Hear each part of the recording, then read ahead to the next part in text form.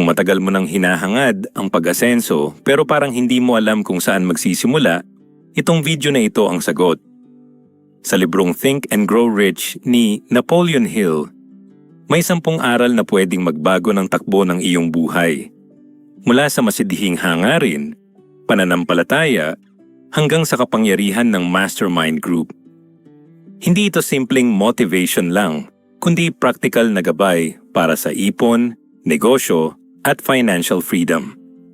At siguraduhin mong tapusin ang video dahil sa huli, ibabahagi ko ang pinakamahalagang aral na madalas nakakaligtaan ng karamihan.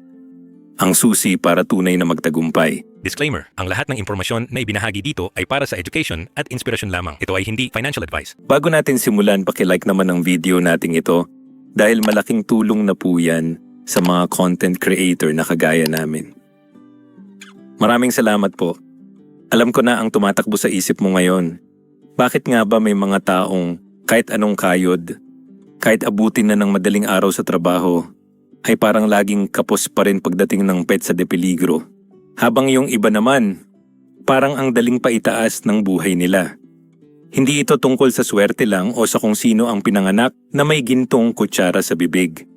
Ayon kay Napoleon Hill sa kanyang classic na librong Think and Grow Rich, ang lahat ay nagsisimula sa isang bagay na libre nating lahat na magagawa pero madalas nating binabalewala. At ito ang tinatawag na burning desire or yung masidhing hangarin.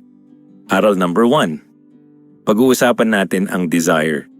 Pero hindi lang ito yung tipong sana yumaman ako o sana manalo ako sa loto. Ang pag-uusapang desire dito ay yung klase ng kagustuhan na hindi ka patutulugin sa gabi hanggat hindi mo nakakamit.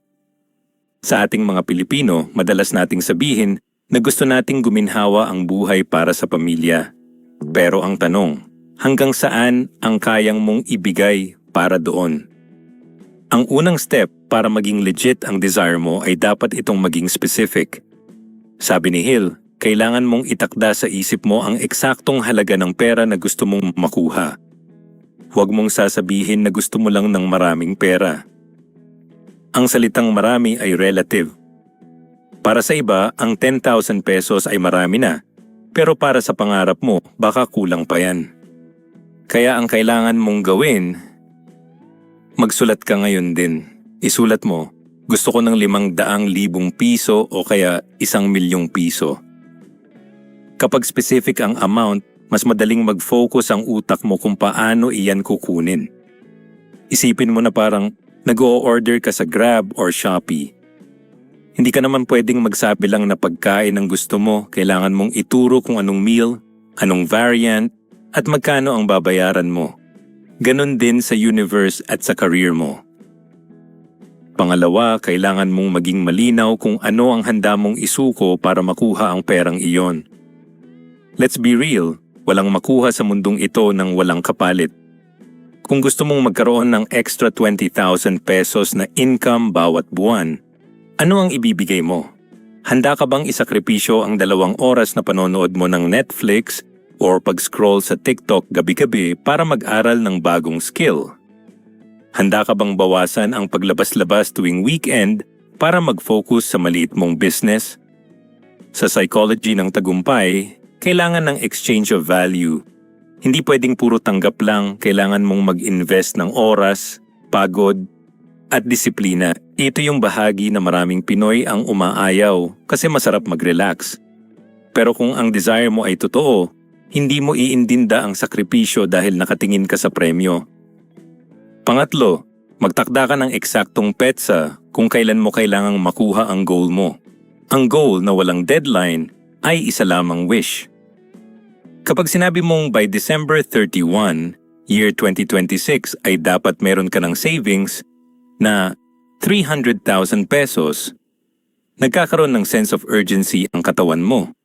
Hindi ka na petiks-petiks lang. Ang deadline ang nagtutulak sa atin na kumilos kahit tinatamad tayo.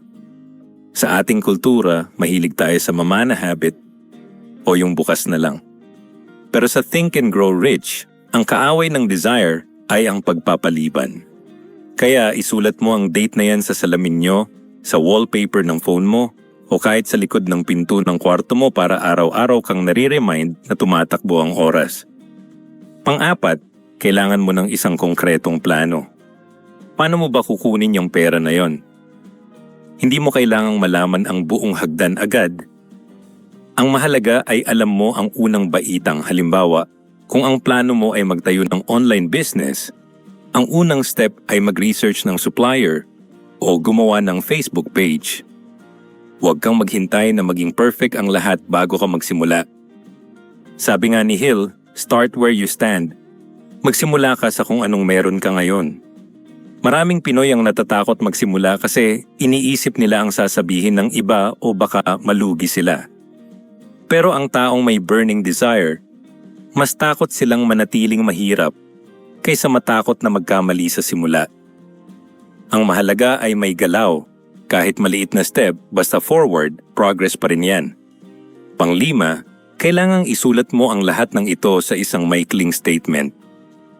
Isulat mo ang halaga, ang deadline, ang kapalit na gagawin mo, at ang plano mo. At heto ang pinaka-importanting part na madalas nakakalimutan ng marami, basahin mo ito ng malakas 2 beses sa isang araw. 1 beses pagkagising mo sa umaga, at 1 beses bago ka matulog sa gabi. Bakit kailangang malakas? Para marinig ng sarili mong tenga at bumaon sa iyong subconscious mind. Habang binabasa mo ito, kailangan mong maramdaman at makita ang sarili mo na hawak mo na yung pera. This is not just some motivational talk. It's about conditioning your brain to look for opportunities. Kapag ang isip mo ay puno ng desire, kahit sa panaginip mo ay makakahanap ka ng paraan para kumita. Magugulat ka na lang na yung mga dating hindi mo napapansin na business ideas or side hustles, biglang magiging malinaw sa paningin mo. Sa ating bansa, maraming limitasyon, mula sa mahal na bilihin hanggang sa traffic. Pero ang burning desire ay parang apoy na kayang tunawin ang kahit anong harang. Kung ang dahilan mo ay para mapagtapos ang mga anak mo, para maipatayo ng bahay ang mga magulang mo, o para hindi na maranasan ng pamilya mo ang manghiram ng pambili ng bigas, gamitin mong gasolina ang emotion na yan. Ang pera ay sumusunod sa taong alam kung magkano ang gusto niya, kailan niya ito kailangan, at kung ano ang kaya niyang ibigay para dito. Huwag kang papayag na maging wishful thinker lang. Maging doer ka. Ang unang hakbang sa pagyaman ay hindi sa bangko, kundi sa loob ng isip mo. Kapag napanindigan mo ang 5 steps na ito sa ilalim ng aral number 1, sinisimulan mo nang i-reprogram ang tadhana mo mula sa pagiging biktima ng kahirapan tungo sa pagiging master ng iyong financial future. Tandaan mo, ang desire ay hindi lang basta pag-asa. Ito ay isang uri ng obsession na positibo. Isang obsession na magdadala sa iyo sa itaas. Kaya tanungin mo ang sarili mo ngayon, handa ka na bang totohanin ang pangarap mo o hanggang sana all ka na lang? Ang choice ay laging nasa iyo, pero ang resulta ay laging nakadepende sa lalim ng iyong hangarin. Gawin mong misyon ang iyong pag-asenso at huwag kang titigil hanggat hindi nagiging reality ang mga numerong isinulat mo sa papel. Ang aral number 2, pananampalataya at visualization, faith. Ang paniniwala na makakamit mo ang layunin kahit wala pa ito sa harap mo. Aakyat tayo sa mas mataas na level ng pag-iisip. Pag-uusapan natin ang faith o ang pananampalataya. Pero linawin natin, hindi lang ito yung tipong relihiyosong aspeto na nakasanayan nating mga Pilipino. Sa mundo ng tagumpay at pagyaman, ang faith ay ang sining ng pagtingin sa mga bagay na wala pa sa harap mo, pero sigurado ka ng darating. Sabi ni Napoleon Hill, ang faith ay ang head chemist ng ating isipan. Kapag hinaluan mo ng faith ang iyong desire, ang vibration nito ay agad na nakakarating sa ating subconscious mind para maging reality. Alam nating mga Pinoy ang hirap ng buhay. Minsan, kahit anong pilit nating maging positive, talagang may mga araw na nakaka-drain. Yung tipong zero ang balance ng bank account mo, o kaya ay biglang may emergency na gastos. Dito pumapasok ang tunay na test ng faith. Ang karaniwang tao, kapag nakakita ng problema, susuko na at sasabihing, hindi talaga para sa akin ang swerte. Pero ang taong may sapat na faith, tinitingnan ang bawat pagsubok bilang temporary na harang lang. Ang faith ay ang paniniwala na kahit hindi mo pa nakikita ang daan, alam mong nandoon ito. Parang pagmamaneho sa gabi sa probinsya. Hindi mo kailangang makita ang buong kalsada hanggang Maynila, kailangan mo lang makita ang susunod na 300 feet na naiilawan ng headlight mo para makarating ka sa destinasyon mo. Ang unang step para ma-develop ang faith ay ang pag-alis sa sana all mentality. Napansin mo ba sa social media, kapag may nakita tayong asensadong kakilala o vlogger na nakabili ng bagong bahay, ang comment natin ay sana all. Ang salitang sana ay punong-puno ng duda. Ipinapahiwatig nito na sila lang ang pwedeng yumaman at ikaw ay tagapanood lang. Ang kailangan mong gawin ay palitan ang sana all ng kaya ko rin. Kailangan mong itatak sa isip mo na kung kaya ng ibang Pilipino na galing sa hirap na makaahon, wala ring dahilan para hindi mo magawa. Ang faith ay nagsisimula sa pagtanggap na ikaw ay deserving sa lahat ng magagandang bagay sa mundo. Hindi ka pinanganak para maghirap habang buhay. Pinanganak ka para mag-grow at magtagumpay. Pangalawa, kailangan mong gamitin ang tinatawag na visualization. Ito yung praktikal na paraan para dayain ang utak mo na isiping mayaman ka na. Araw-araw, maglaan ka ng 5 to 10 minutes na nakapikit ka at ini-imagine mo ang sarili mo na nakamit mo na yung goal na isinulat mo sa aral number 1. Isipin mo na hawak mo na yung 1 million pesos. Ano ang amoy ng pera? Ano ang pakiramdam habang binibilang mo ito? Paano mo kakausapin ng mga tao ngayong wala ka ng utang? Ang ating utak ay hindi marunong mag-distinguish sa pagitan ng tunay na nangyayari at sa matingkad na imahinasyon. Kapag paulit-ulit mong nakikita ang tagumpay sa isip mo, unti-unting maniniwala ang iyong buong pagkatao na posible ito. At kapag naniwala ka na, magbabago ang kilos mo. Hindi ka nakikilos na parang talunan, kikilos ka na parang isang winner. Pangatlo, bantayan mo ang iyong inner circle. Napakahirap magkaroon ng faith kung ang mga kasama mo sa bahay o ang mga kaibigan mo ay puro hindi pwede yan o masyado kang ambisyoso ang sinasabi. Sa ating kultura, uso ang crab mentality. Kapag may nakitang gustong umangat, hihilahin pababa. Kung gusto mong lumago ang faith mo, kailangan mong humanap ng mga taong naniniwala rin sa pangarap nila. Manood ka ng mga videos na nagbibigay ng inspirasyon, makinig ka sa mga podcast ng mga successful na tao, at layuan mo muna ang mga taong toxic at puro negativity ang bukang bibig. Ang faith ay parang apoy. Kailangan itong alagaan at huwag hayaang mahipan ng hangin ng duda mula sa ibang tao. Pang-apat, matuto kang maging grateful kahit sa maliliit na bagay. Ang pasasalamat o gratitude ay ang pinakamataas na form ng faith. Kapag nagpapasalamat ka sa Diyos o sa universe para sa kinikita mo ngayon, kahit maliit pa yan, nagpapadala ka ng signal na handa ka na para sa mas malaking biyaya. Huwag kang mag-focus sa kung ano ang kulang. Mag-focus ka sa kung anong meron ka at paano mo ito mapapalago. Ang taong mareklamo ay lalong naghihirap dahil ang focus niya ay sa kakulangan. Pero ang taong marunong magpasalamat ay lalong yumayaman dahil ang focus niya ay sa kasaganaan. Isulat mo gabi-gabi ang 3 things na ipinagpapasalamat mo sa araw na iyon. Kahit simpleng bagay lang tulad ng masarap na ulam o maayos na biyahe, isulat mo yan. It builds a mindset of abundance. Panglima, kailangan mong ituring ang failure bilang delayed success. Walang sino mang yumaman na hindi dumaan sa pagkatalo. Ang kaibahan ng mayaman sa mahirap ay kung paano nila tinitingnan ang pagkakamali. Ang mahirap, kapag nagkamali, sasabihing sign na ito na tumigil na ako. Pero ang taong may faith, kapag nagkamali, sasabihing lesson, ito na kailangan kong matutunan para sa susunod na level. Huwag mong katakutan ang pagkatalo. Sa bawat hindi na matatanggap mo, mas lumalapit ka sa isang malaking oo. Ang faith ay ang lakas na tumayo ulit pagkatapos madapa. Kahit gaano karaming beses kang mabigo, basta hindi ka tumitigil sa paniniwala na makukuha mo ang goal mo, hinding-hindi ka matatalo. Dapat mong tandaan na ang faith ay hindi lang emotion. Ito ay isang state of mind na pwedeng i-develop sa pamamagitan ng paulit-ulit na affirmation. Sabihin mo sa sarili mo araw-araw, naniniwala ako na ang yaman at tagumpay ay para sa akin. Ginagawa ko ang lahat ng makakaya ko at alam kong ibibigay sa akin ang resulta sa tamang panahon. Huwag mong hayaang kainin ka ng takot.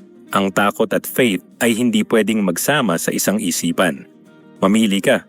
Pipiliin mo bang maniwala sa kinabukasan na puno ng hirap o pipiliin mong maniwala sa kinabukasan na punong-puno ng pera at saya? Sa huli, ang faith ay ang tulay sa pagitan ng pangarap mo at ng realidad. Kung naniniwala ka na kaya mo, tama ka. Kung naniniwala ka naman na hindi mo kaya, tama ka rin. Ikaw ang pipili kung anong klaseng paniniwala ang papairalin mo. Sa ating mga Pinoy, kilala tayo sa pagiging matatag. Gamitin natin ang katatagan na yan, hindi lang para mag-survive, kundi para mag-thrive. Kapag ang desire mo ay hinaluan mo ng ganitong klaseng pananampalataya, magugulat ka na lang na ang mga pinto na dati ay sarado, biglang bubukas para sa iyo. Ang mga taong kailangan mong makilala ay biglang lilitaw.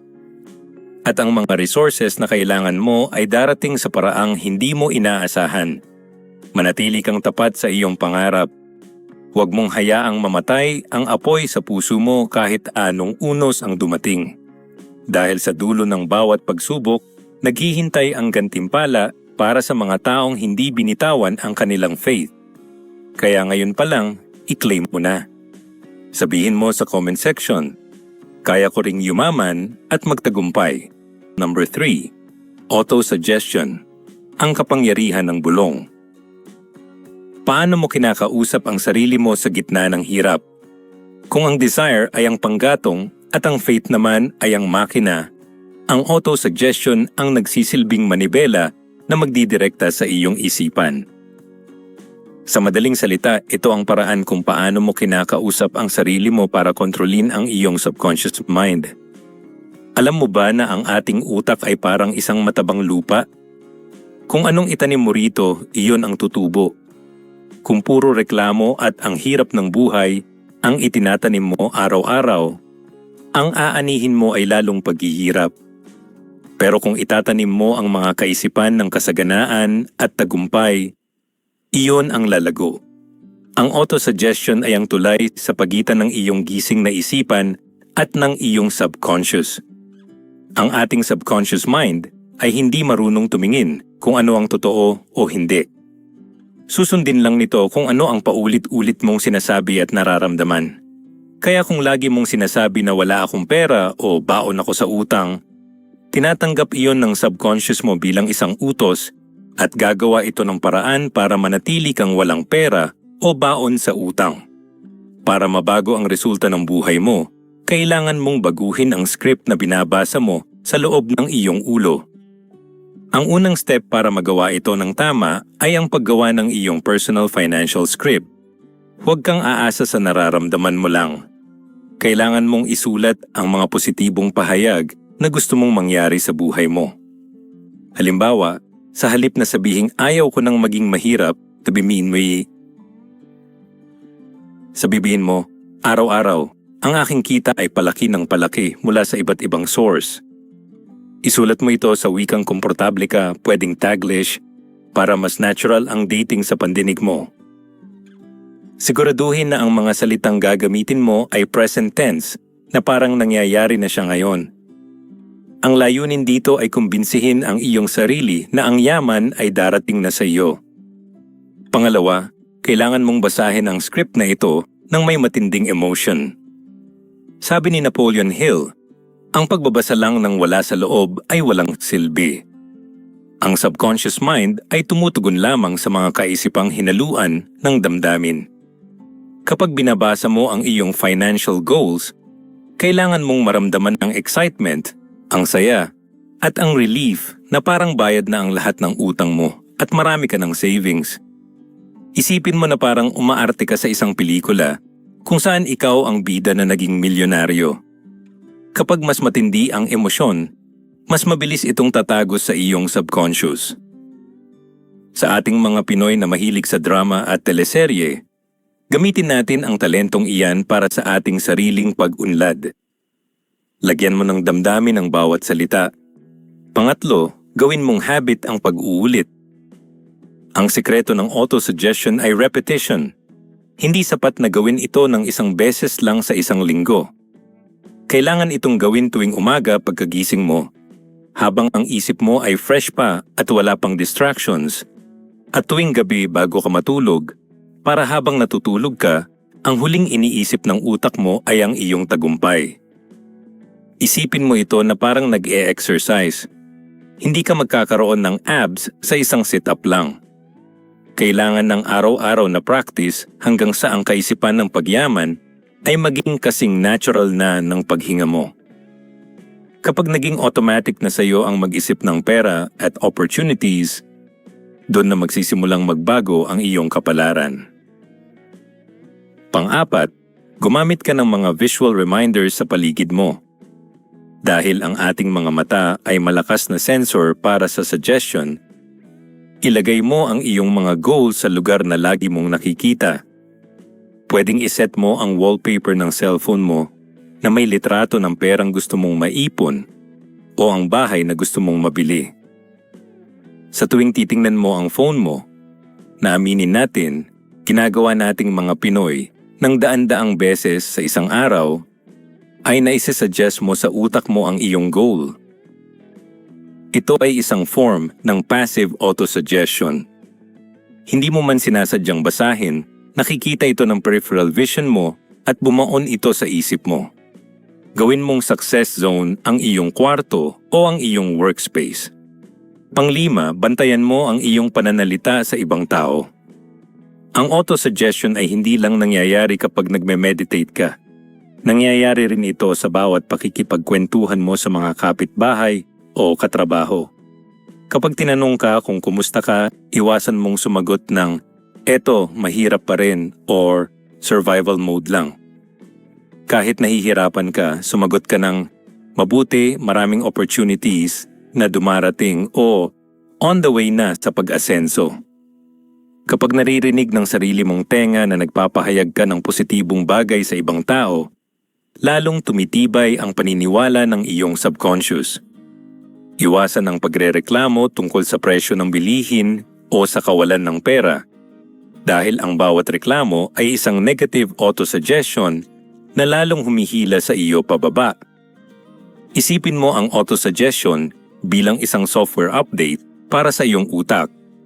Ang lumang software mo ay puno ng bugs, yung mga maling paniniwala na ang pera ay ugat ng kasamaan o para lang sa matatalino ang pagyaman.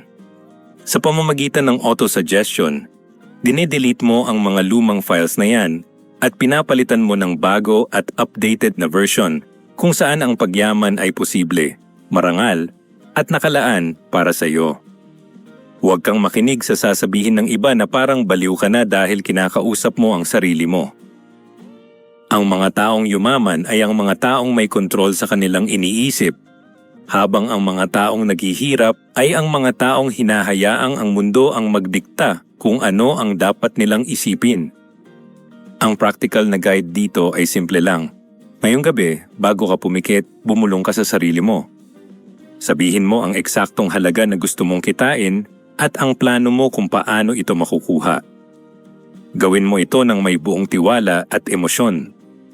Huwag mong hayaang pumasok ang duda. Kung may pumasok na negatibong kaisipan, agad mong tapatan ng iyong positibong script. Sa simula, baka maramdaman mong parang nagsisinungaling ka sa sarili mo. Pero habang tumatagal, magiging totoo ito. Ang iyong realidad ay susunod sa iyong imahinasyon. Tandaan, ikaw ang master ng iyong kapalaran dahil ikaw ang may control sa iyong mga kaisipan. Ang autosuggestion ay ang tool na ibinigay sa iyo para hubugin ang iyong bukas. Gamitin mo ito ng tama at buong husay. Kapag master mo na ang pagbulong sa iyong sarili, handa ka na para sa aral number 4, ang specialized knowledge. Dito natin malalaman kung bakit ang pag-aaral ay hindi natatapos sa eskwelahan at kung anong klase ng kaalaman ang kailangan mo para talagang mag-generate ng malaking pera. Handa ka na bang i-upgrade ang iyong skills at maging expert sa larangang pipiliin mo? Ito ang aral number 4. Aral 4. Espesyalisadong kaalaman, specialized knowledge. Ang general knowledge ay hindi kaya'y yayamanin. Kailangan mo ng skill na babayaran ng mahal. Dito tayo magkakaroon ng reality check. Marami sa ating mga Pilipino ang naniniwala na ang susi sa pagyaman ay ang makapagtapos ng pag-aaral at makakuha ng diploma. Pero kung titingnan mo ang paligid, marami ang may degree pero hirap pa rin sa pera.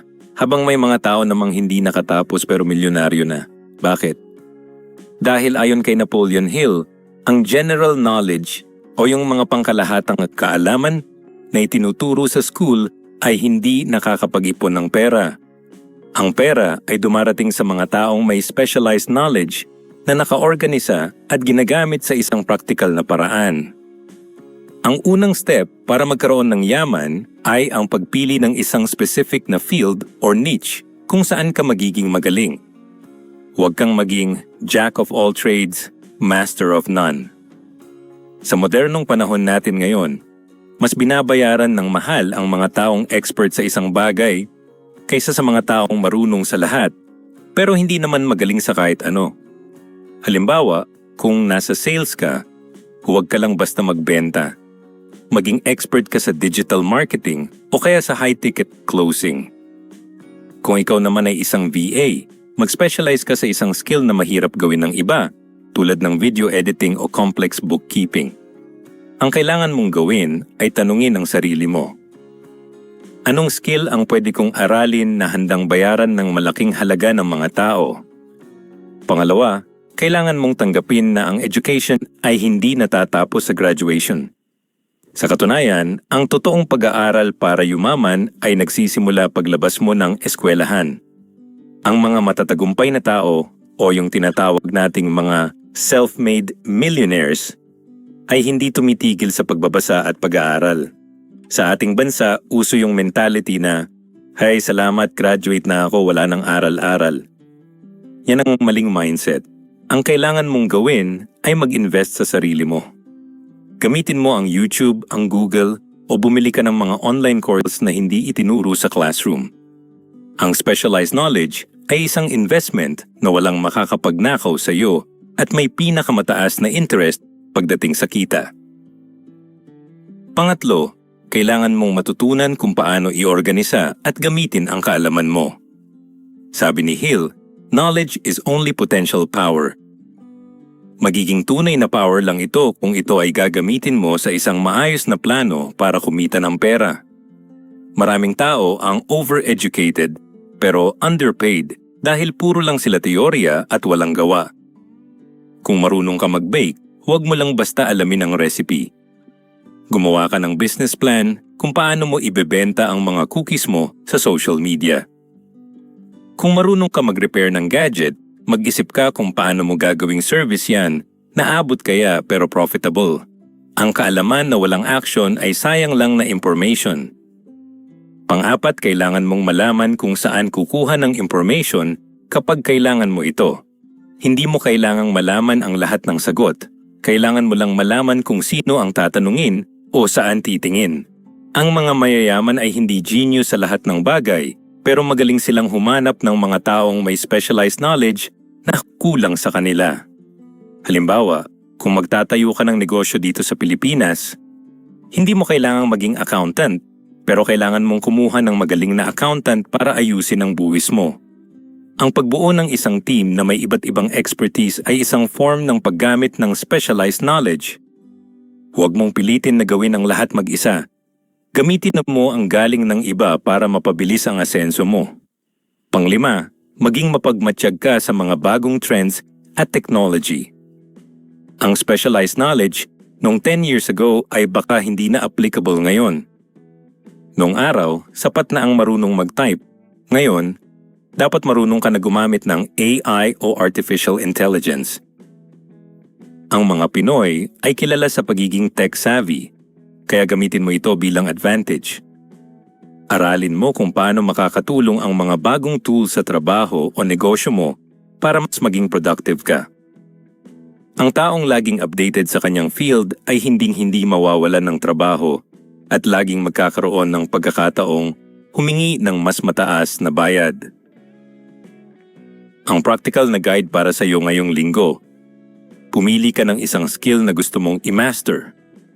Maglaan ka ng 1 hour bawat araw para pag-aralan ito ng malalim. Pwedeng panonood ng tutorials, pagbabasa ng libro, or pagpapractice mismo.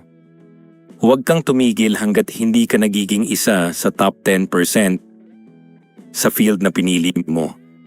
Kapag naging expert ka na, ang pera na mismo ang hahabol sa iyo. Hindi mo na kailangang magmakaawa para sa trabaho. Ang mga client at kumpanya na ang lalapit sa iyo dahil ikaw ang may solusyon sa problema nila. Tandaan, ang specialized knowledge ay parang isang matalim na kutsilyo. Kung mapurol ang kaalaman mo, kahit gaano ka pa magsumikap na pumutol, mahihirapan ka. Pero kung matalas ang skill mo, sa kaunting galaw lang, may resulta agad. Huwag kang makontento sa pwede na yan o medyo marunong lang. Maging specialist ka, maging go-to person ka sa industriya mo. Dito nagsisimula ang tunay na financial freedom dahil ang halaga mo sa market ay nakadepende sa kung gaano kahirap palitan ang serbisyo na ibinibigay mo. Ngayong alam mo na ang kahalagahan ng pagiging expert, handa ka na ba para sa aral number 5? Dito natin bubuksan ang pintuan ng iyong imagination. Dito mo matututunan kung paano gawing mga ideya ang iyong kaalaman at kung paano bubuo ng mga plano na magdadala sa iyo sa rurok ng tagumpay. ARAL number 5. Papasok tayo sa tinatawag ni Napoleon Hill na workshop ng isipan, ang iyong imagination. Sabi niya, ang imagination ay ang lugar kung saan hinuhubog ang lahat ng plano ng tao. Lahat ng nakikita mo sa paligid mo ngayon, ang cellphone mo, ang Grab na sinasakyan mo, ang online banking na ginagamit mo, o kahit ang paborito mong kape sa kanto, ay nagsimula lang bilang isang ideya sa isip ng isang tao. Dito sa Pilipinas, madalas nating marinig na ang pangangarap daw ay libre lang, kaya bakit hindi mo pa lubos-lubusin? Pero sa Think and Grow Rich, hindi lang ito basta pangangarap ng gising. Ito ay ang sining ng paggawa ng solusyon sa mga problema. Ang imagination ay nahahati sa dalawang klase. Ang una ay ang synthetic imagination. Ito yung pagkuha ng mga lumang konsepto, ideya o plano at pagsasama-sama nito sa isang bagong paraan. Hindi mo kailangang mag-imbento ng gulong. Ang kailangan mo lang gawin ay tingnan kung ano ang gumagana na at paano mo ito gagawing mas maayos, mas mabilis, o mas mura para sa kapwa mo Pinoy. Halimbawa, ang mga online palengke sa Facebook, hindi naman nila inimbento ang palengke at hindi rin nila inimbento ang internet. Pinagsama lang nila ang dalawa para maging convenient sa mga nanay na ayaw nang lumabas ng bahay. Ang kailangan mong gawin ay maging mapagmatsyag. Ano ang mga bagay na nakaka-stress sa paligid mo at paano mo ito mabibigyan ng bagong twist? Ang pangalawang klase ay ang creative imagination. Ito yung tinatawag nating spark of genius o yung biglaang ideya na parang galing sa langit. Ito ay madalas lumalabas kapag ang subconscious mind mo ay punong-puno na ng desire at faith. Dito nanggagaling ang mga out-of-the-box ideas na nakakapagpabago ng industriya. Para ma-activate ito, kailangan mong bigyan ng quiet time ang sarili mo. Sa sobrang ingay ng social media at ingay ng paligid natin, nakakalimutan na nating makinig sa sarili nating isip. Ang practical na paraan ay maglaan ka ng 15 to 30 minutes araw-araw na nakaupo ka lang, walang phone, at may hawak na ballpen at papel. Itanong mo sa sarili mo, Paano ako makakapagbigay ng value sa mas maraming tao? Isulat mo lahat ng pumasok sa isip mo, kahit gaano pa yan ka-weird. Pangatlo, kailangan mong matutunang i-convert ang ideya mo sa isang konkreto at nakasulat na plano. Ang isang ideya na nananatili lang sa isip ay walang silbi at walang monetary value. Sabi ni Hill, ang ideya ay parang isang sanggol. Kailangan itong alagaan at bigyan ng aksyon para mabuhay. Kapag may naisip kang paraan para kumita o para mapalago ang career mo, huwag mo lang basta isipin. I-drawing mo, gawan mo ng step by step o kaya ay gumawa ka ng prototype. Sa ating kultura, magaling tayo sa drawing o yung hanggang plano lang. Para yumaman, kailangan mong ituloy ang drawing mo hanggang sa maging masterpiece ito. Ang pera ay dumadaloy sa mga taong may malinaw na blueprint. Pang-apat, kailangan mong gamitin ang iyong imahinasyon para i-market ang sarili mo o ang iyong negosyo. Paano ka maiiba sa libu-libong tao na gumagawa ng katulad ng ginagawa mo? Kung lahat sila ay nagbebenta ng damit sa live selling sa parehong paraan, paano mo gagamitin ang imahinasyon mo para maging mas entertaining or mas kapaki-pakinabang ang panonood sa iyo? Ang yaman ay hindi lang nakukuha sa hard work, nakukuha rin ito sa creative work. Isipin mo kung paano mo gagawing special ang service mo para hindi ka lang basta isa sa marami, kundi ikaw ang maging tanging choice nila. Ang pinaka-successful na mga Pinoy entrepreneurs ay yung mga ginamitan ng imahinasyon ang kanilang marketing para pumasok sa puso ng mga mamimili. Panglima, kailangan mong hamunin ang iyong limited thinking. Marami sa atin ang nakakulong sa kaisipang, hanggang dito na lang ako, o mahirap lang kami. Ang imahinasyon mo ang susi para makawala sa kulungan na yan. Isipin mo ang sarili mo 5 years from now.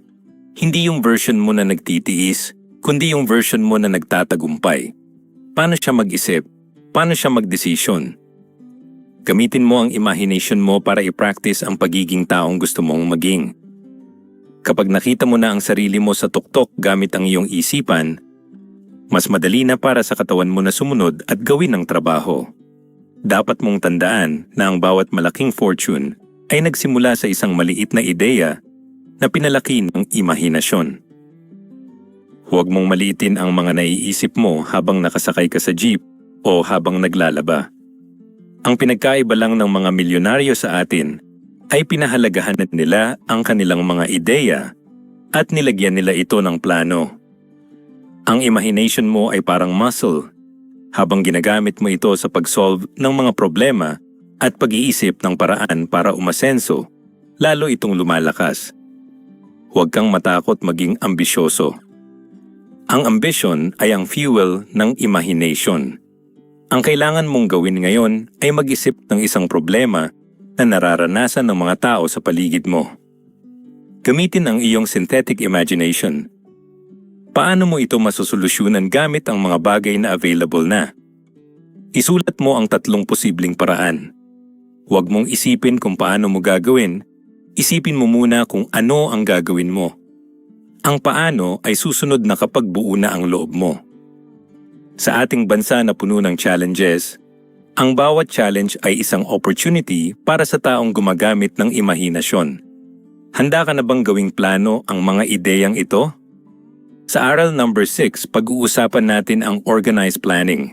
Dito natin itatali lahat ng natutunan mo para magkaroon ka ng malinaw na roadmap patungo sa iyong unang milyon. ARAL number 6, papasok na tayo sa real talk. Ang organized planning.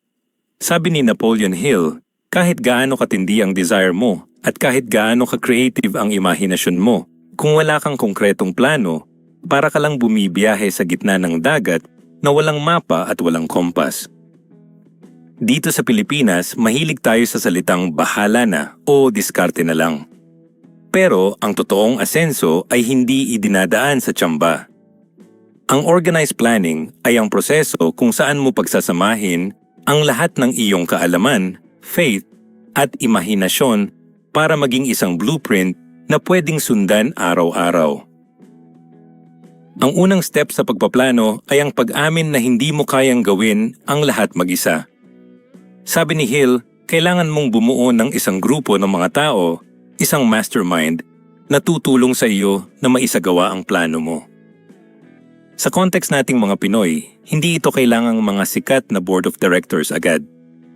Pwedeng ito ay ang asawa mo, isang mapagkakatiwalaang kaibigan, o isang mentor na mas nakakaalam sa negosyo kaysa sa iyo. Ang layunin dito ay makakuha ng feedback at suporta. Huwag kang maging loner sa pag-asenso. Ang mga taong mayayaman ay laging may team sa likod nila. Maghanap ka ng mga taong ang lakas ay ang iyong kahinaan. Para mabuo ninyo ang isang solid na plano. Pangalawa, kailangan mong maging handa na baguhin ang plano mo kapag hindi ito gumana. Maraming Pinoy ang mabilis mawalan ng gana kapag ang unang subok nila ay pumalya. Sasabihin agad nila na, ay, malas ako sa negosyo o hindi para sa akin ito. Pero sa Think and Grow Rich, ang failure ay signal lang na ang plano mo ay hindi maayos. Hindi ibig sabihin na mali ang pangarap mo. Ibig sabihin lang ay kailangan mong palitan ang strategy mo. Kung nag-online selling ka at walang bumibili, huwag mong ihinto ang pagbebenta. Tingnan mo ang plano mo. Baka mali ang target market, baka hindi maganda ang picture, o baka kailangan mong baguhin ang script mo. Ang matagumpay na tao ay may tigas ng loob na palitan ang plano pero hindi binabago ang goal. Pangatlo, kailangan mong isulat ang iyong step-by-step action plan. Hindi pwedeng nasa isip mo lang ang plano dahil madali nating makalimutan ang mga detalye, lalo na kapag marami tayong iniisip na bayarin. Ang practical na paraan ay ang paggawa ng isang checklist. Ano ang kailangan mong gawin sa week 1? Ano ang goal mo sa month 1? Isulat mo ito sa isang notebook o sa iyong cellphone. Kapag nakikita mo ang iyong plano na nakasulat, nagiging totoo ito sa paningin mo. Ang bawat check na gagawin mo sa listahan mo ay nagbibigay sa iyo ng dopamine hit at motivation para magpatuloy. Ang organized planning ay tungkol sa paggawa ng malalaking pangarap tungo sa maliliit at kayang gawin na steps. Pang-apat, kailangan mong matutunan ang sining ng leadership. Kahit ikaw lang ang empleyado sa sarili mong maliit na sideline ngayon, kailangan mong ituring ang sarili mo na isang leader. Ang isang mahusay na leader ay may malinaw na direksyon, may self-control, at may malasakit sa mga taong kasama niya. Sa ating mga Pinoy, ang leadership ay madalas na nakikita sa pagiging matulungin sa pamilya. Gamitin mo ang quality na yan para i-lead ang buhay mo. Huwag mong hayaang ang sitwasyon ang mag-lead sa iyo. Ikaw ang dapat magdikta kung saan pupunta ang oras mo at ang pera mo. Ang isang taong may organized plan ay isang taong may control sa kanyang bawat galaw. Panglima, kailangan mong maging tapat sa iyong sarili pagdating sa execution. Maraming tao ang magaling gumawa ng plano pero pagdating sa mismong trabaho, tamad o laging naghahanap ng shortcut. Sa organized planning, kailangan mong ibigay ang 100% effort mo. Sabi ni Hill, walang taong yumayaman ng hindi nagbibigay ng value na katumbas ng perang natatanggap niya. Kung ang plano mo ay mag-ipon ng certain amount, sundin mo ang budget mo ng walang excuses. Kung ang plano mo ay mag-aral ng bagong skill, maglaan ka ng oras kahit pagod ka galing sa trabaho. Ang plano ay papel lang kung wala itong kasamang disiplina at action. Isipin mo na ang buhay mo ay isang bahay na itinatayo mo. Hindi ka pwedeng magsimulang magpako ng kahoy kung wala ka pang drawing ng architect. Ang organized planning ang iyong drawing. Dito mo malalaman kung gaano karaming semento ang kailangan mo, gaano kalaki ang budget mo, at kailan matatapos ang bubong. Kapag maayos ang plano mo, kahit dumaan ng bagyo o kahit magkaroon ng krisis sa ekonomiya, ang pundasyon mo ay mananatiling matibay dahil alam mo ang bawat sulok ng iyong ginagawa. Ang kailangan mong gawin ngayong araw, kumuha ka ng isang pirasong papel. Isulat mo ang iyong main goal sa itaas. Pagkatapos, gumawa ka ng listahan ng 10 specific steps na kailangan mong gawin para maabot yun. Hindi kailangang komplikado. Halimbawa, Step 1, magtabi ng 50 pesos araw-araw. Step 2, mag-search ng wholesale supplier sa Divisoria. Step 3. Gumawa ng TikTok account para sa business. Kapag may listahan na ka na, simulan mo ang Step 1, agad-agad. Huwag mong hintayin ang Lunes o ang susunod na kinsenas. Ang magic ng organized planning ay nasa execution ng unang step. Dapat mong tandaan na ang mundo ay hindi nagbabayad sa kung ano ang alam mo. Nagbabayad ang mundo sa kung ano ang ginagawa mo sa mga alam mo. Ang isang taong may plano ay laging lamang sa taong puro sana lang. Kaya ayusin mo ang iyong roadmap. Siguraduhin mong bawat kilos mo ay may layunin at hindi lang pampalipas oras. Handa ka na bang dalhin ang plano mong ito sa susunod na level? Sa aral number 7, tatalakayin natin ang decision. Dito natin malalaman kung bakit ang pagdadalawang isip ay ang numero 1 pumapatay sa pangarap ng maraming Pinoy at kung paano maging mabilis at matatag sa paggawa ng mga desisyong yayamanin. ARAL number 7. Tatalakayin natin ang isa sa pinakamalaking hadlang sa pag-asenso ng maraming Pilipino, ang pag-aalinlangan o yung hirap tayong mag-decide. Ayon sa pananaliksik ni Napoleon Hill sa mahigit 500 na milyonaryo, lahat sila ay may isang common trait. Mabilis silang gumawa ng desisyon at napakabagal nilang baguhin ang desisyong iyon. Sa kabilang banda, ang mga taong hirap sa buhay ay karaniwang mabagal mag-decide pero napakabilis magbago ng isip kapag nakarinig lang ng negatibong komento mula sa iba. Dito natin matututunan ang sining ng decision. Ang unang step para maging master ka ng iyong tadhana ay ang pagpuksa sa procrastination o yung mamana habit. Ang pagpapaliban ng decision ay isang decision na rin. Decision na manatili kung nasaan ka ngayon. Marami sa atin ang naghihintay ng perfect timing bago mag-invest, bago mag-resign sa trabahong hindi na masaya, o bago simulan ang isang side hustle. Pero ang totoo, walang perfect timing. Ang kailangan mong gawin ay mag-decide ngayon na gagawin mo ang unang hakbang. Ang mga matatagumpay na tao ay hindi hinihintay na mawala ang takot.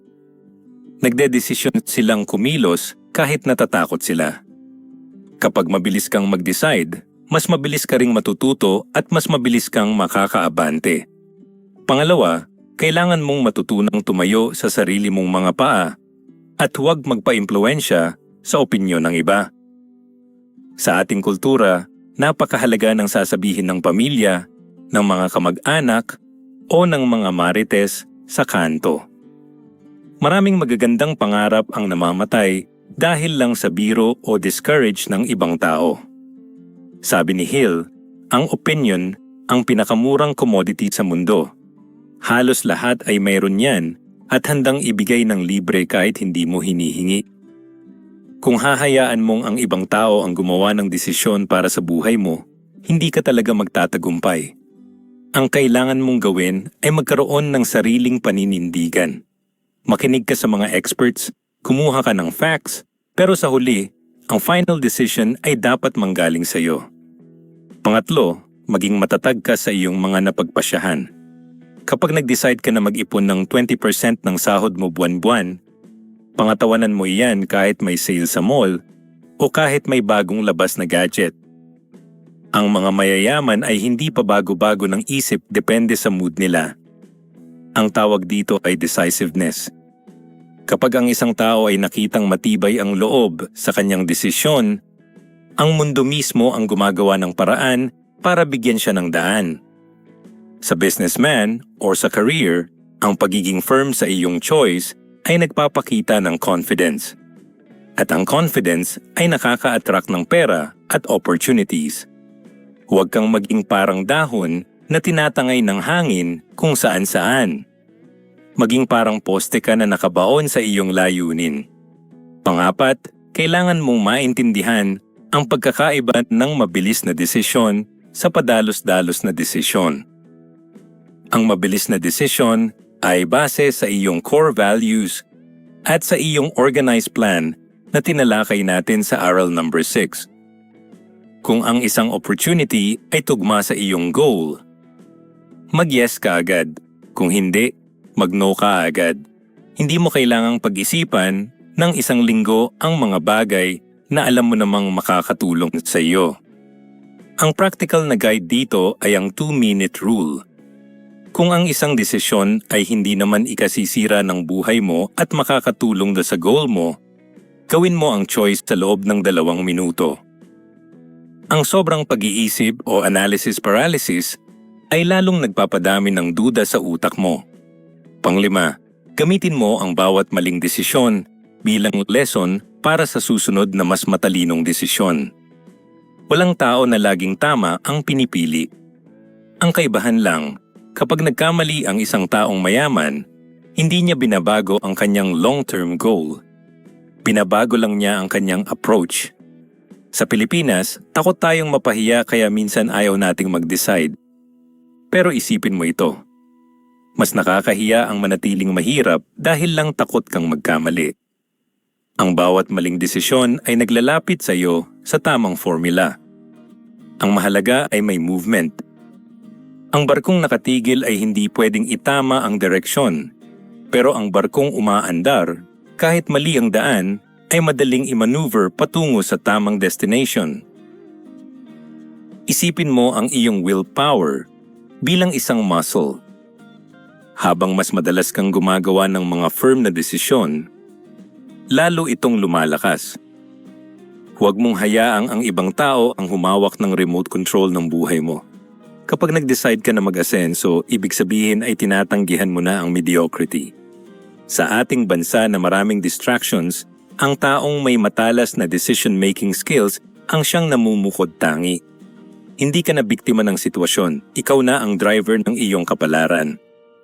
Ang practical na challenge ko sa iyo ngayon, humanap ka ng isang bagay na matagal mo nang pinag-iisipan pero hindi mo pa ginagawa. Pwedeng ito ay ang pagbubukas ng savings account, pag-enroll sa isang online course, o pag-umpisa ng iyong small business. Ngayong araw, mag-decide ka na itutuloy mo ito at gawin mo ang unang step sa loob ng 24 hours. Huwag mong tanungin ang kapitbahay mo. Huwag kang mag-post sa Facebook para humingi ng validation. Mag-decide ka para sa sarili mo. Ang tagumpay ay para sa mga taong may lakas ng loob na pumili at manindigan sa kanilang pinili. Kapag naging matalas na ang iyong decision-making, mas magiging madali na ang lahat. At kapag nakagawa ka na ng matibay na desisyon, kailangan mo ng susunod na katangian para hindi ka huminto sa gitna ng daan. Dito papasok ang aral number 8, persistence. Pag-uusapan natin kung paano mananatiling buhay ang iyong apoy kahit puro hindi at hirap ang nararanasan mo. ARAL number 8. Tatalakayin natin ang persistence o ang walang katapusang pagtitiyaga. Sabi ni Napoleon Hill, ang persistence ay sa tao kung ano ang carbon sa bakal. Ito ang nagpapatibay sa atin. Maraming Pilipino ang magaling sa ningas-kugon, yung sa umpisa lang mabilis at ganado, pero kapag dumating na ang unang pagsubok o kapag wala na ang excitement, bigla na lang hihinto. Ang persistence ay ang abilidad na ituloy ang laban kahit wala ka ng motivation, kahit pagod ka na, at kahit parang wala pang nangyayari. Ito ang naghihiwalay sa mga nangarap lang at sa mga talagang nagtagumpay. Ang unang step para magkaroon ng persistence ay ang pagkakaroon ng malinaw na layunin o yung tinatawag nating definiteness of purpose. Napakahirap magtiyaga kung hindi mo alam kung para saan ang paghihirap mo. Kung ang goal mo ay makaahon sa utang para hindi na maiyak ang nanay mo tuwing katapusan, ang emosyong iyan ang magiging anchor mo. Sa tuwing pakiramdam mo ay gusto mo nang sumuko dahil mahina ang benta o dahil napagod ka sa overtime, balikan mo ang dahilan kung bakit ka nagsimula. Ang taong may malalim na bakit ay kayang tiisin ang kahit anong paano. Ang persistence ay hindi lang tungkol sa tigas ng ulo. Ito ay tungkol sa talim ng focus sa iyong destinasyon. Pangalawa, kailangan mong protektahan ang isip mo laban sa mga negatibong impluensya. Sa ating bansa, kapag nagsimula kang mag-ipon o magnegosyo, madalas kang makakarinig ng mga linyang gaya ng Ang yabang mo na, Bidya. O, huwag ka nang mangarap ng mataas para hindi ka masyadong masaktan. Ang mga salitang ito ay parang lason sa iyong persistence. Kailangan mong matutunang magkaroon ng mental immunity. Isara mo ang tenga mo sa mga taong hindi naman nakakatulong sa growth mo. Ang pagtitiyaga ay mas madali kapag ang paligid mo ay positibo. Kung wala kang mahanap na positibong tao sa paligid mo, hanapin mo sila sa mga libro, sa mga podcasts, o sa mga videos na tulad nito. Hayaan mong ang boses ng tagumpay ang laging naririnig mo. Pangatlo, gawin mong routine ang bawat kilos mo. Ang persistence ay hindi isang biglaang bugso ng damdamin. Ito ay isang habit. Huwag mong hintayin na sipagin ka bago ka kumilos. Ang mga milyonaryo ay kumikilos kahit tinatamad sila. Sa praktikal na paraan, mag-commit ka na gagawin mo ang isang task para sa business mo o para sa self-improvement mo araw-araw kahit 30 minutes lang. Kahit umuulan, kahit mainit, kahit tinatamad ka, gawin mo pa rin. Kapag ang isang bagay ay naging habit na, hindi mo na kailangang gamitan ng matinding willpower para ituloy ito. Ang consistency ang secret sauce ng persistence. Mas mananalo ang taong dahan-dahan pero hindi humihinto kaysa sa taong tumatakbo ng mabilis pero tumitigil din agad. Pang-apat, kailangan mong matutunang tingnan ang bawat pagkatalo bilang pansamantalang setback lang. Walang failure para sa taong matiyaga, meron lang lessons. Maraming successful na Pinoy entrepreneurs ang nalugi ng makailang beses bago tumama ang kanilang big break. Ang pinagkaiba nila sa iba ay hindi sila tumigil. Isipin mo na ang bawat hindi na natatanggap mo ay isang step closer sa susunod na oo. Huwag mong personalin ang rejection. Kung hindi tinanggap ang proposal mo o kung hindi bumenta ang tinda mo, baguhin mo ang paraan pero huwag mong ihinto ang pangarap. Ang persistence ay ang pagtayo ng 8 beses pagkatapos madapa ng 7 beses. Panglima, bumuo ka ng support system o ang iyong mastermind group na tinalakay natin sa mga nakaraang aral. Mas madaling magtiyaga kapag alam mong may mga taong naniniwala sa iyo at humihila sa iyo paitaas. Kapag nararamdaman mo na ang bigat ng mundo, kailangan mo ng mga taong magpapaalala sa iyo ng iyong worth at ng iyong potential. Sa ating kultura na napakapamilyado, gamitin mo ang suporta ng mga taong nagmamahal sa iyo bilang lakas. Sabihin mo sa kanila ang pangarap mo para magkaroon ka rin ng accountability. Kapag alam mong may mga taong umaasa sa tagumpay mo, lalong titibay ang persistence mo na huwag silang biguin. Ang practical na guide para sa iyo ngayon. Huwag kang tumingin sa dulo ng hagdan, tumingin ka lang sa susunod na baitang. Ang persistence ay nagiging mahirap kapag iniisip natin kung gaano pa kalayo ang lalakbayin natin. Sa halip, mag-focus ka lang sa pagtapos ng gagawin mo ngayong araw.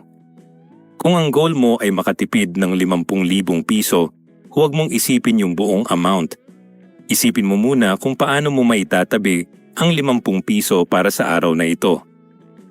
Ang tagumpay ay koleksyon ng mga maliliit na panalo na pinagsama-sama ng panahon at tiyaga. Tandaan, ang persistence ay isang choice. Araw-araw, paggising mo, kailangan mong piliin na hindi sumuko.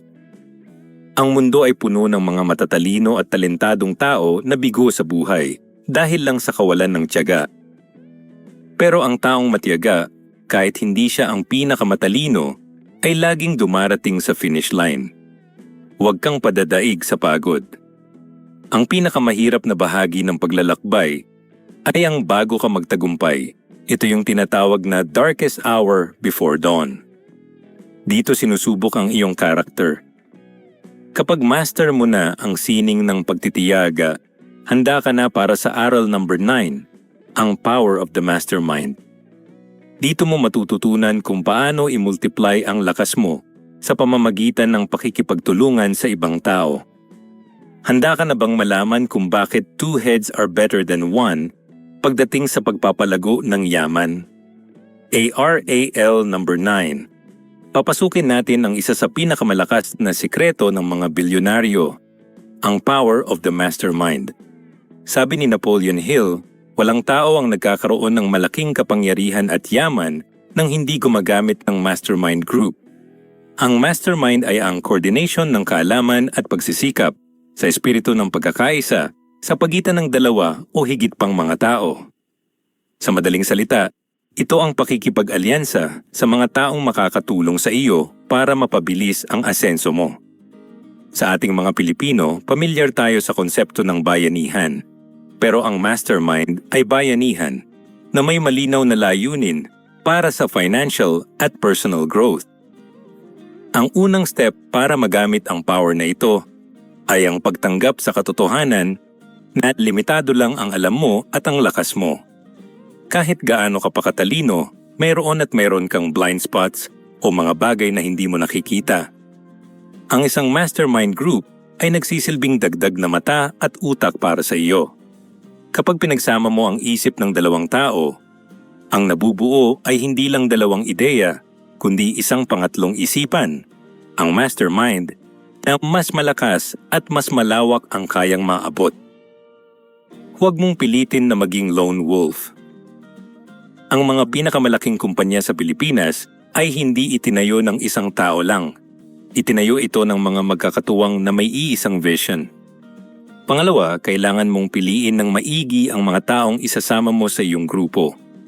Hindi lahat ng kaibigan mo ay pwedeng maging bahagi ng mastermind mo.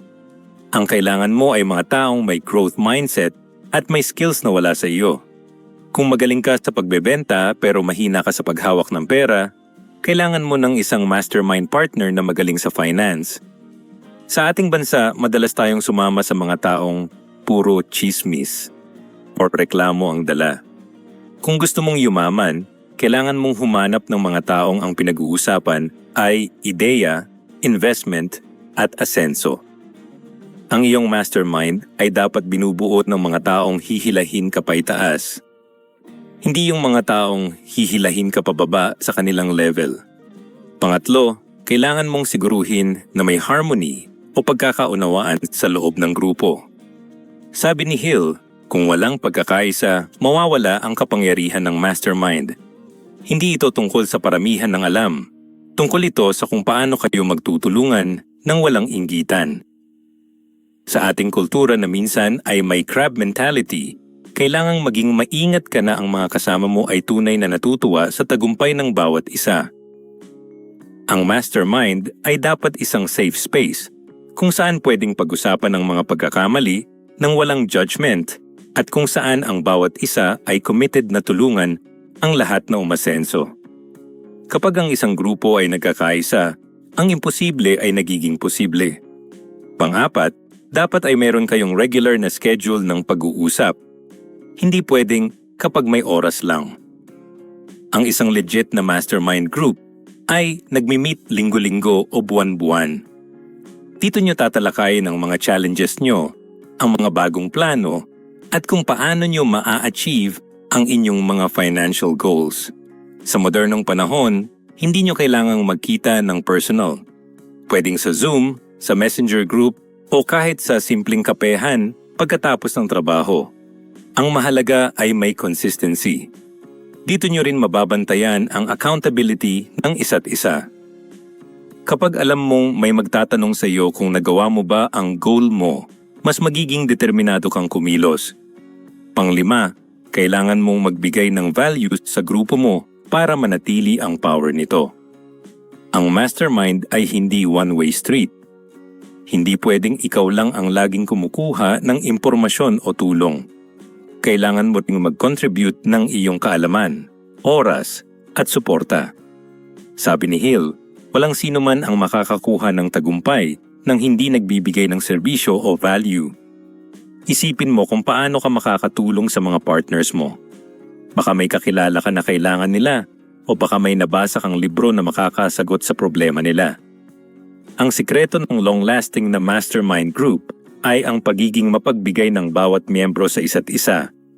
Isipin mo na ang mastermind ay parang isang battery. Kapag pinag-isa mo ang maraming cells, Nakakagawa ka ng kuryente na kayang magpaandar ng malalaking makina. Ang sarili mong isip ay isang cell lang, pero kapag kumonekta ka sa ibang cells, nagiging unstoppable ka. Sa Pilipinas, ang daming resources at ang daming matatalinong tao pero watak-watak tayo. Kung matututo tayong mag-mastermind, mas mabilis nating mababago ang ating financial status. Hindi mo kailangang maging pinakamagaling sa kwarto. Kailangan mo lang mapalibutan ng mga taong magaling. Ang practical na guide para sa iyo ngayong linggo. Mag-isip ka ng 2 o 3 tao na pinagkakatiwalaan mo at alam mong gusto ring umasenso sa buhay. Yayain mo silang magkape o mag-Zoom call. Sabihin mo sa kanila na gusto mong bumuo ng isang support group kung saan magbabahagi kayo ng mga natututunan nyo tungkol sa pera at business. Hindi kailangang formal agad. Simulan nyo sa pagbabahagi ng inyong mga goals para sa taong ito. Magugulat ka kung gaano kalaki ang maitutulong ng perspective ng ibang tao sa mga problemang akala mo ay wala ng solusyon. Tandaan, ang tagumpay ay isang team sport. Huwag mong pahirapan ang sarili mo sa pag-akyat sa bundok ng mag-isa. Humanap ka ng mga kasama na may bitbit ding tali at sulo para sabay-sabay kayong makarating sa tuktok. Kapag nahanap mo na ang iyong mastermind, mararamdaman mo ang biglang pagbilis ng iyong progreso. At kapag mayroon ka na ng power ng ibang tao, handa ka na para sa huling aral. Ang aral number 10 ay tungkol sa the subconscious mind at ang ika-6 na pandama. Dito natin pagsasamahin ang lahat, ang spiritual at mental na aspeto, para maging automatic ang pagpasok ng yaman sa buhay mo. Ready ka na bang matutunan ang final key sa tagumpay ni Napoleon Hill? Sa huling aral na ito, papasukin natin ang pinakamalalim na sikreto ng tagumpay, ang subconscious mind at ang tinatawag na sixth sense o ang ika-6 na pandama. Sabi ni Napoleon Hill, ang ating subconscious mind ay parang isang connecting link sa pagitan ng ating limitadong isipan at ng infinite intelligence o yung mas malawak na karunungan sa universe. Dito sa Pilipinas, madalas nating tawagin itong kutob o gabay ng may kapal. Ito ang huling lock na kailangang mabuksan para maging automatic ang pag-asenso mo. Dahil kahit gaano ka kasipag, kung ang subconscious mo ay nakaprogram sa hirap, laging may hahatak sa iyo pabalik. Ang unang step para ma-master ito ay ang pag-intindi na ang iyong subconscious ay parang isang recorder na laging naka-on. Lahat ng nakikita mo, naririnig mo at nararamdaman mo ay na-store dito. Kung ang paligid mo ay puno ng balita tungkol sa krisis, reklamo ng kapitbahay at takot sa bukas, iyon ang magiging default program mo. Ang kailangan mong gawin ay maging gatekeeper ng iyong isipan. Punuin mo ang iyong subconscious ng mga positibong emosyon tulad ng pag-ibig, pasasalamat, at higit sa lahat, ang kaisipan na sapat ang resources sa mundo para sa lahat. Sa ating kultura, kailangang labanan natin yung kaisipan na itadhana na tayong maging mahirap.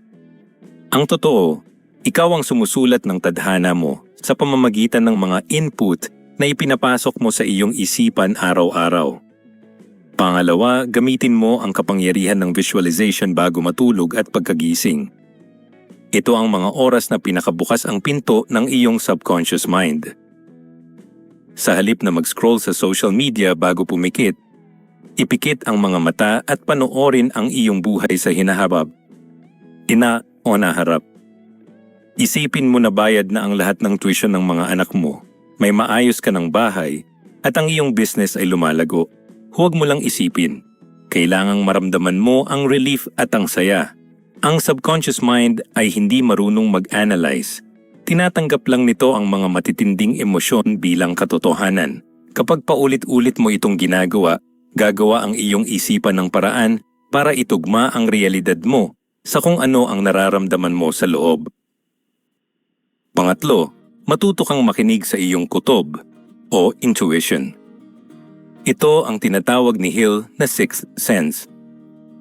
Madalas, Ang mga pinakamalaking business decisions o life-changing opportunities ay hindi nanggagaling sa logic, kundi sa isang biglaang flash ng ideya o pakiramdam.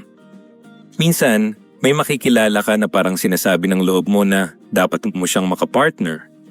O may business idea na biglang papasok sa isip mo habang naglalaba o nagmamaneho. Huwag mong babaliwalain ng mga ito. Ang sixth sense ay gumagana lang kapag ang isip mo ay kalmado at buo ang tiwala mo sa iyong sarili. Ang mga pinakamatagumpay na negosyanteng Pilipino ay magaling makiramdam sa timing dahil konektado sila sa kanilang intuition. Pang-apat, kailangan mong puksain ang 7 negatibong emosyon na pilit sumisira sa iyong subconscious: takot, inggit, galit, paghihiganti, kasakiman, pamahiin, at poot. Ang mga emosyong ito ay parang lason na pumapatay sa iyong creative power.